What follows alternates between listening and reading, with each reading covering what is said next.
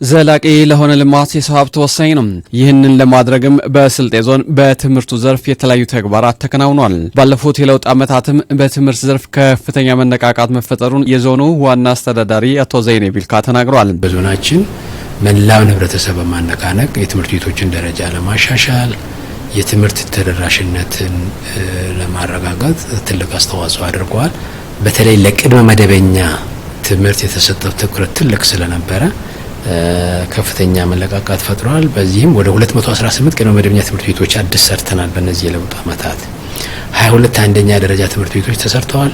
8 ሁለተኛ ደረጃ ትምህርት ቤቶች ተሰርተዋል። በአጠቃላይ ወደ 250 የሚሆኑ ተጨማሪ የትምህርት ተቋማትን መፍጠር ችለናል። በትምህርት ለትውልድ ንቅናቄም ህብረተሰቡን በማሳተፍ የትምህርት ቤቶች ደረጃ ማሻሻል ስራ መስራቱንም ገልጿል። በስልጤ ዞን ህብረተሰቡ ለትምህርት የሚያደርገው አስተዋጽኦ በማጎልበትና መንግስት ለዘርፉ ሀብት በመመደብ ባለፉት የለውጥ ዓመታት 1.4 ቢሊዮን ብር ወጪ በማድረግ ውጤታማ ስራ ለመስራት ርብርብ መደረጉም አቶ ዘይኔ ያስረድቷል። በቴክኒክና ሙያ ኮሌጅ ስራ ፈጣሪ ትውልድ ከመፍጠር ጎን ለጎን የተሰጡ ተጨማሪ ስልጠናዎችም የስራ ዕድል በመፍጠር አስተዋጽኦ አበርክቷል።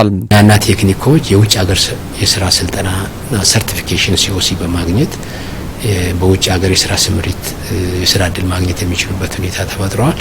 በዚህ አመት ብቻ ወደ 12500 የሚሆኑ ዜጎች በበቂ ሁኔታ ሰልጥነው የውጭ ሀገር የስራ ዕድል መፍጠር የቻሉበት ሁኔታ መፍጠር ችለናል።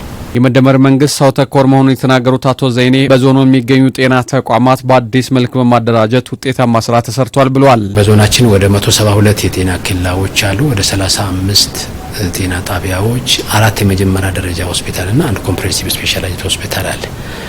አንዱ እነዚህ ተቋማት በአዲስ መልክ እንዲደራጁ የማድረግ ስራዎች ተሰርተዋል።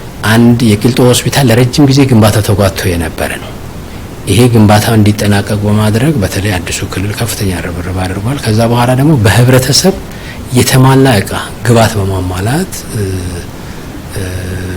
እስከ ኤክስሬ ድረስ በማሟላት ሙሉ ግብዓትን በማሟላት ወደ ተግባር አስገብተናል። ጤና ተቋማት በእናቶችና ህጻናት ዙሪያ የሚሰጠውን ክትትል ለማጠናከርም ህብረተሰቡን በማቀናጀት ውጤታማ ስራ መስራቱንም አብራርቷል። የእናቶችና ህጻናት ክትትልን ማጠናከር አለብን ብለን በህብረተሰብም በመንግስትም ወደ 30 የሚሆኑት ጤና ጣቢያዎች የመጀመሪያ ደረጃ ምርመራ ለማድረግ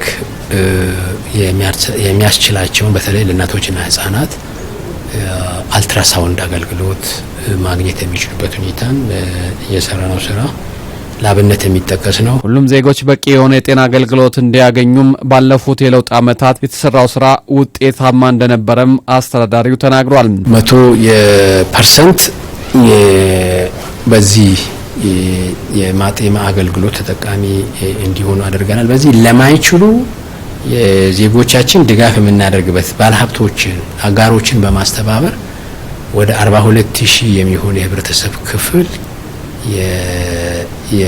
የድሃ የምንላቸው አቅም ለሌላቸው ዜጎች በመንግስትም በጀት በመያዝ ባለሀብቶችም የነሱን ወጪ እንዲሸፍኑ በማድረግ የማጤማ አገልግሎት ተጠቃሚ የሆኑበትን እድል ፈጥረናል። የተያዘው በጀት ዓመትም ለጤናው ዘርፍ በተሰጠው ትኩረት 275 ሚሊዮን ብር በመመደብ የጤና ተቋማት ግንባታ ግብዓት የማሟላት ስራ እየተሰራ ነው ብሏል። የኛ ህብረተሰብ ምንድነው የምሰጥ እጅ ከላይ ናት።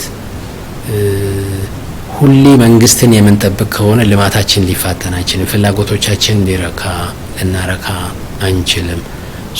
የሚያስተባብር መንግስት እውን የሚያደርግና ቦታ የሚያደርስ ጉለቶቹን የሚሞላ መንግስት እስካለ ድረስ ተባብረን እንሰራለን የሚል ጽኑ እምነት አለው። በዚህ የተነሳ የ8 ወሩ አካባቢ ያለ ሪፖርቱን ካብንን ከ950 ሚሊዮን ብር በላይ ህብረተሰቡ ለልማት ስራዎች ድጋፍ አድርጓል።